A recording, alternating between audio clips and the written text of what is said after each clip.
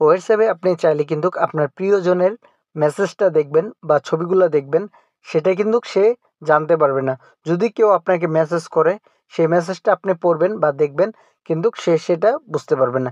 এরকমের interest video পেতে আমার চ্যানেলটা সাবস্ক্রাইব করে দেবেন এবং ফেসবুক পেজটাকে ফলো দিয়ে রাখবেন।